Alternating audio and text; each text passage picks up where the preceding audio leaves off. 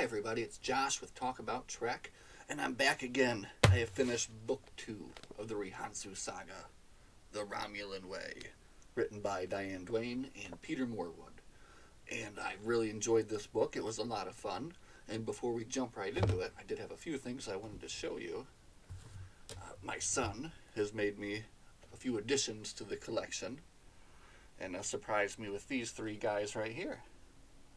And I don't think I even really need to say who we've got. Recognizable, even in little perler bead form. But check those guys out.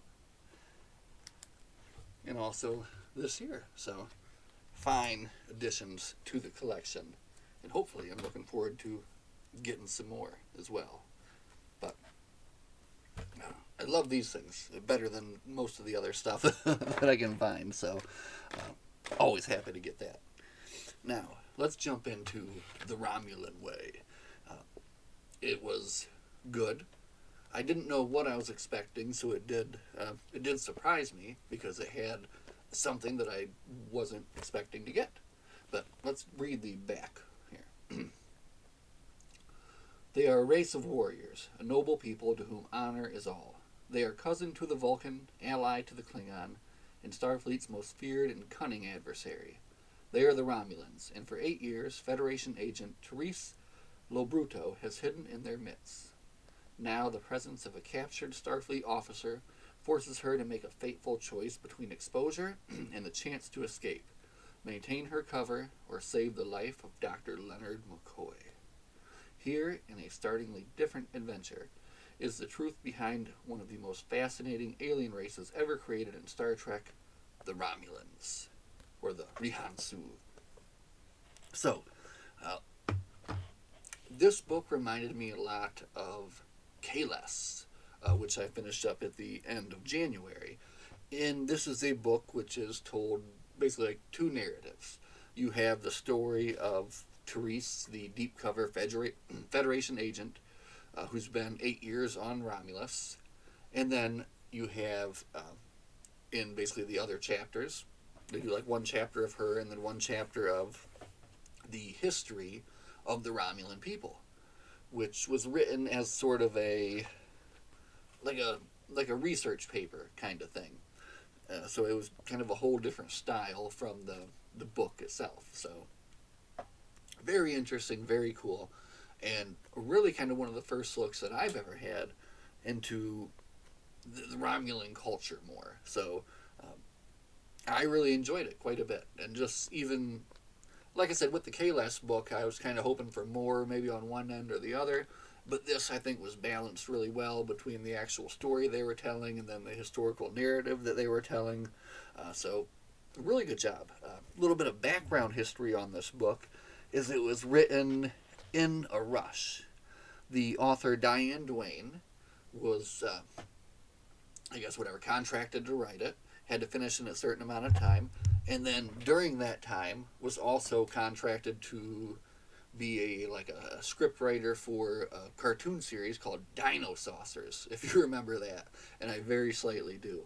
But she had to do that at the same time and finish that, which kind of made this have to be written quickly, which is why she enlisted the help of her new husband, Peter Morwood, and then they together kind of just night by night sat down and wrote this book out, kind of like chapter by chapter, passing it off. And I guess since they already had a really good outline written on it, they were able to work through it quickly, get it approved, and get it out in time. So, kind of an interesting little fact, I guess, when you read the book to kind of think about how these two, basically newlyweds, were writing this, back to back as they were working on kind of other projects, over the course of something like 21 days on their honeymoon. So, it's an interesting little tidbit there, which is why you always should read the book about books if you're reading Star Trek books. So, we'll get into the story here, I guess, in a couple of different ways. So, first we'll cover the story of the Rihannsu and exactly how they came to be as a people. And they cover it really, really well, and it's Yeah, like I said, it's told in the story of like, or in the style of like a research paper, but it doesn't seem boring at all. It's just very well done. And I guess the author had written it kind of in the style of uh, great cultural history books by Edith Hamilton, The Greek Way and The Roman Way. So she had some kind of inspiration drawn when she wrote this part of the Romulan way. But basically, how it all came to be was the Vulcans, of course, at first were a very warlike people, and then there came the time of Surak, and Surak was coming around to basically talk about nonviolence, complete nonviolence, and that was the way to like turn their people around. But there was a student of Surak's, and his name was Sitask. And I don't know if that's how you say his name, but I'm going to say it Sitask because that's how I said it in my head the whole time. Anyway, in Sitask, a student of Surak didn't feel the same way, and especially disagreed with him after Vulcan had their first contact with another species, which were a species of pirates, basically, who promised, we want to meet you, we want to help you, and then ended up kidnapping like a lot of the Vulcan leaders, all their leadership and that, and taking them hostage, killing a lot of the Vulcan leadership, and basically like the worst first contact you can have. And this task, he was one of the Vulcans that was kidnapped. But then he was also one of the ones that fought back and like commandeered the ship and crashed it into another ship and then escaped. And then basically knew at that point that his philosophy wasn't going to work with Surak's, and began to kind of install this new idea into the Romulan people, that some people with this thought would have to leave, would have to start a new world somewhere. So over the course of many years, they've kind of he worked and planned to build up this movement, and then eventually build up the funding to build these ships, to do this giant movement to leave. And then in the end, you have something like 80,000 Vulcans who agree that they agree with his choice. And like one of the kind of ideas was that to do this, you had to give up everything that you had. So all of these people basically gave up all their belongings, all of their wealth, to put towards these ships and build all this and get ready for this, what would be a generational journey to find a new home.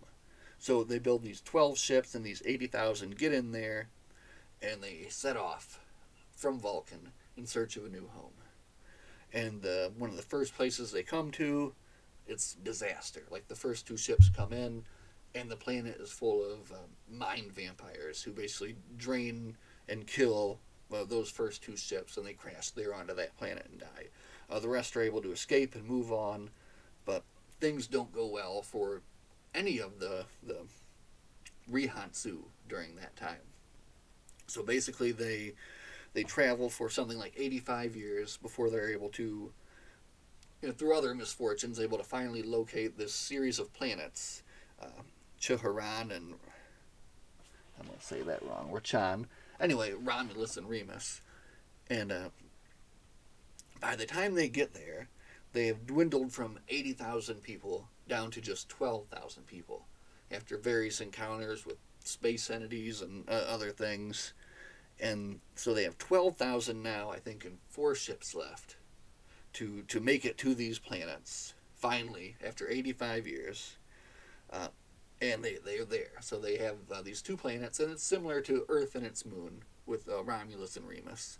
So they settle down finally, and they kind of split up almost by like ships too. So you still have these kind of groups of people who were, for 85 years living in the ship. So they have these certain kind of ways of living. These maybe the certain root that they hate to eat because they had to eat it for 25 years. And there's just so many little interesting elements there, kind of that showed like kind of built into how their culture might have developed over time. So then the author kind of covers how like the initial government was built up, and they built up like their first initial council. They had a bit of a trouble with their first failed queen, and they kind of go into a little bit of detail about how this queen came about and took power in like in 18 years, held her power, but it didn't work out. So after that, the the Romulan, that's when they established like the council and the Praetoriat. And there was also at the time, like when they were first setting all this up, they received word somehow that Sirach had passed, and it was at this time that his student, of course, and the leader of this movement, Satask, had taken this special sword, which they also go into really great detail about. There's this Vulcan smith who makes like the best swords, and then when he turned into a pacifist, he started buying them back and melting them down. So there's only like a few of these left, and Sirach sent some off with the Rihannsu, and the Satask had like the very best. Satask had the very best one, and he took it and he put it in his seat in the council, and that forever remained like the empty chair. I guess kind of meant to represent, what they had left behind in Sirach and all that. So, and that became like a very important cultural thing, that the sword was always there in the empty chair in the Senate chamber. So they have kind of now established their government and how they're going to run themselves. And at this point, they have a nice little run of not peace, because they never left the war behind. I mean, they were the ones that wanted to move away from that. So they were always kind of fighting amongst themselves. And even though they had adequate resources, they were fighting for power, for honor, for, whatever. And that's how they kind of grew into a species on that planet there. So that went on for something like 1,200 years or so before first contact with the Federation, which is disastrous at that point. So all of these Rihannsu there are basically like doubly afraid of any outside people because of their contact with the Atosians, and then everything that happened on their journey there. So the first contact with the Federation goes awfully. They destroy the planet. They immediately kind of go into war mode and turn all of their ingenuity, which has been great over these years, towards building these ships of war. And they amass this giant fleet of like 3,000 ships in just a matter of months. And that's the beginning of the Federation Romulan War that you can read more about. They don't go into too much detail about that here. That's when they kind of draw this part of the story to a close. But basically they agree after a time of war to the ceasefire, which is the setup of the Romulan neutral zone, which kind of leads you into the present day. So that whole story that I just told is told in between the chapters of the other story, the actual narrative of the book that you can see there on the screen, which is Dr. McCoy and this deep cover Federation operative, Therese, who's taken on the name Arhe. And Arhe has, like I said, been undercovers for some time, and they start the story out as her undercover, and then they go back later and they kind of explain how she was chosen and how she was trained and how she was brought into it. And I like the way that they did that as well, that they kind of started in the middle and then they worked back and filled in some more of those details. That made it a pretty interesting read. But anyway, she is a servant for a not great house, but a house that does have some power. And she is the chief servant of the house. So the initial part of the book is her kind of preparing things and preparing for these guests that her master is going to have come over. So she's getting things around. The guests come over. She's, preparing the meal, that kind of stuff. You get like an interesting look into like kind of Romulan upstairs, downstairs kind of life. And then Bones comes in. So it's a fairly interesting book here because in this book there's just one single character from the series, which is Bones. And it's fine because he's great and he carries the book just fine. So, really, I could have read a whole book strictly about Romulans. Didn't even need Bones in there, but his story was very interesting. So, Bones was sent in there. Initially, they just show that he was traveling aboard a luxury liner just to do maybe some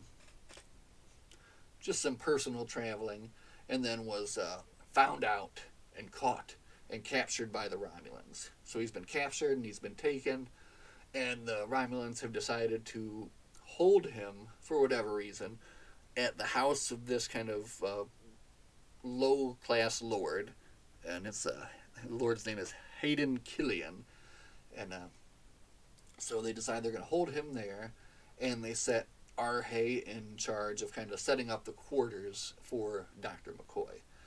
The Romulans have some kind of honor, so they set him up with instead of just throwing him in like a cell, they set him up with like a little decent room, and she gets it all cleaned out for him.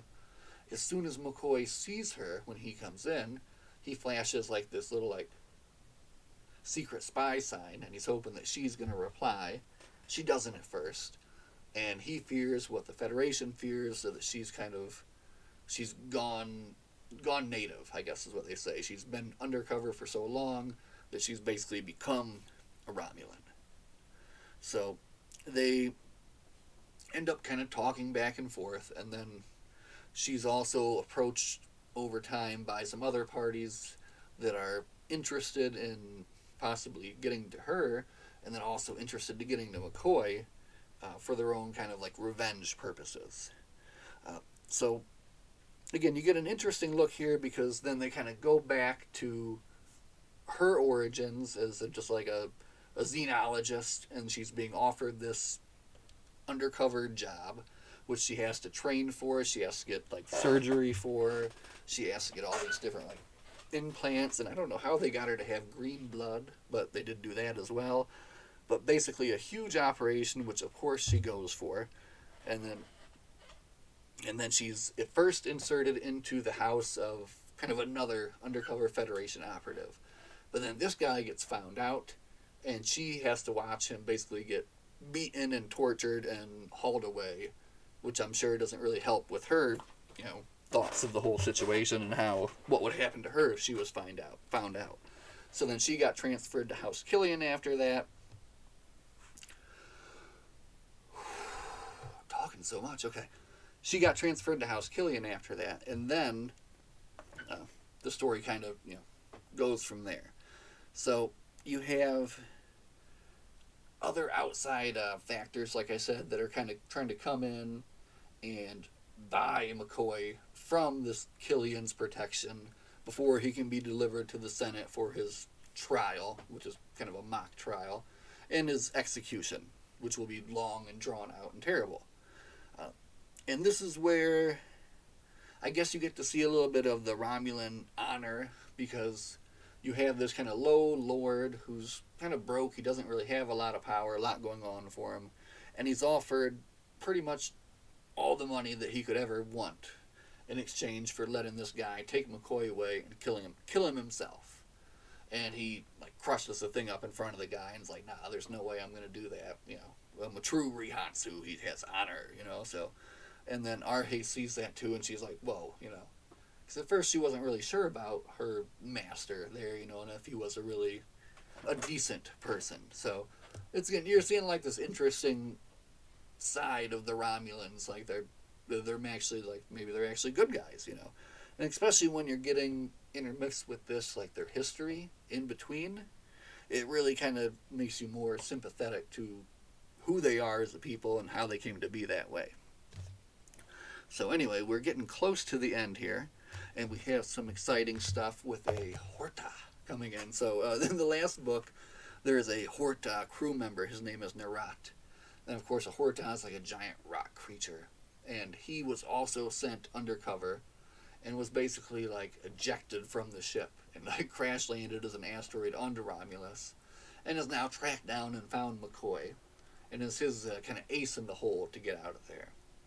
And then there's another group that's also kind of sympathetic with McCoy, and they've met up with Arhay in the past, and we're like, we would like to help McCoy, and she was like, no, go away, I don't want no trouble with that. They come back, and they do get to talk to McCoy, and McCoy's like, yeah, there's one thing you can do to help me, and he's like, send this very specific message to this very specific place, and that's all you got to do.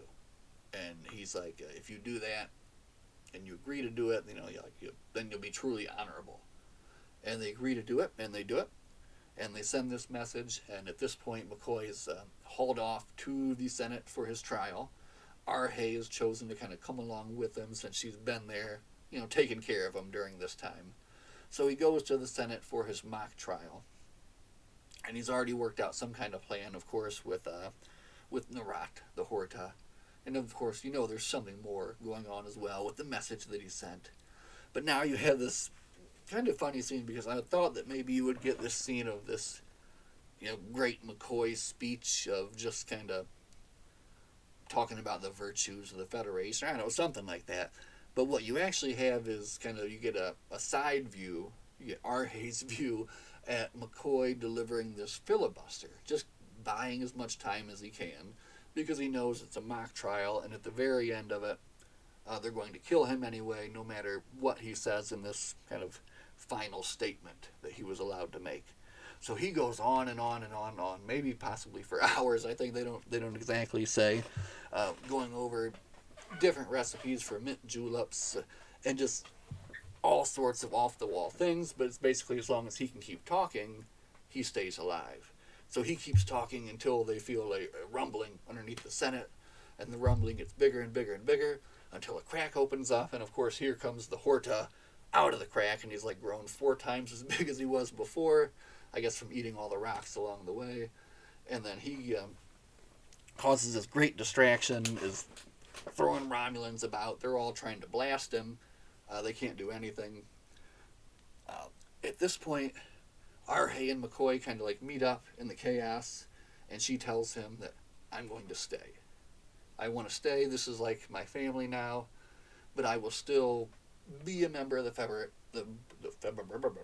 Federation and send my report that I need to send. So McCoy kind of realized that maybe that was coming to that, and was like, okay, that's fine. So it's at this point now you have, how exciting, the hero of the last story, Al. She beams down. She was the one that McCoy had sent the secret message to in the end. She beams down and kind of chastises the whole Senate, and is like, you guys have gone the wrong way. Takes the sword off of the empty seat. McCoy and her beam up, not before another, it was actually the guy that wanted to buy McCoy earlier in the book. He contacts his ship, the Avenger. He beams himself up as well. So now at the end you do have this little bit of a scene where the Bloodwing is trying to escape from the Avenger, and they're still right there in the atmosphere of Romulus. Apparently they've shut down all the defense nets, and apparently there's no other ships around as well, but that's fine. And in the end you have this kind of weird, strange scene where you have this Federation operative who just pops up in the very last chapter, who's on the Bloodwing, on Al's crew, who's like, alright, I'm going to go out and save the day, and he gets into his little one-man craft, and he flies out there and distracts the Avenger long enough, and then he eventually kind of suicides into the Avenger and blows it up, so that the Bloodwing can escape and get away. That was the weirdest part of the book for me, I guess, was that guy at the end who just kind of came out of nowhere, saved everybody and died. But other than that, it was a solid book, and I had a lot of fun with it. So really looking forward to seeing where this goes, because check this out. I thought this book was 5 books, and I think it is 5 books, but the first 2 make up for quite a bit. So the last 3, I think, are going to be like a fast-paced, exciting read to the finish. And I have a feeling, because I have seen the titles of it, it's Sword Hunt and something like that, it's going to be about the sword. So should be fairly interesting. I hope it's going to follow Al more and all that. But as far as a book learning about Romulans and Romulan culture, as far as I know, this is the first and maybe the most substantial that kind of covers what and how it happened. So if you're looking for something like that, definitely pick this up. Talking with my hands all the time during the video. But anyway, before we end, let's go back again to our little friends here. Kirk, Spock, and our hero for today, of course, Dr. Leonard McCoy. So that was my sweaty and fast review of The Romulan Way, Rihannsu, Book 2. very fun book by Diane, Duane, and Peter Morwood. So if you want to know more about Romulans, the Rihannsu culture, then pick it up and read it. I would recommend it. As always, everybody, thank you so much for watching. Live long and prosper, and we'll see you next time. Bye.